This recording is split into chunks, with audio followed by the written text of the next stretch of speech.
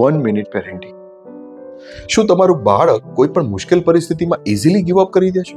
થોડીક પણ મુશ્કેલી આવે અને તરત જ કહી દે કે મને નથી આવડતું, હું નહીં કરું.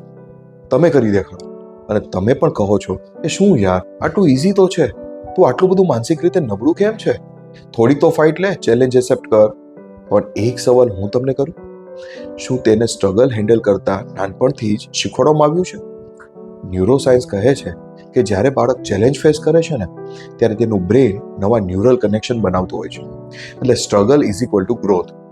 પણ જ્યારે આપણે નાનું હોય ત્યારથી જ તેની નાની નાની મુશ્કેલી માટે પણ આપણે મદદ કરી દઈએ છીએ ને, કે તેના કામ આપણે કરી દઈએ છીએ ને, કે ચાલ હું તને કરી દેખાડું, કરી દઉં, તો શું થાય? બાળક શીખે કે મારે પ્રયત્ન કરવાની કોઈ જરૂરત જ નથી, મમ્મી કે પપ્પા છે ને, બધું જોઈ લેશે. અને ધીમે ધીમે એ ગીવ અપ કરવાની હેબિટ ડેવલપ કરી લેશે. આજથી જ એક ચેન્જ કરો.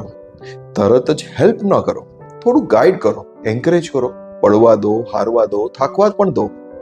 યાદ રાખો, માનસિક સ્ટ્રોંગ બાળક જન્મજાત નથી હોતું, બનાવવું પડે છે. કમેન્ટ કરો સ્ટ્રોંગ અને હું તમને બાળકને માનસિક રીતે મજબૂત કરવાની ટ્રિક્સ મોકલી. દરરોજની સ્માર્ટ પેરેન્ટિંગ ટિપ્સ માટે મને ફોલો કરો.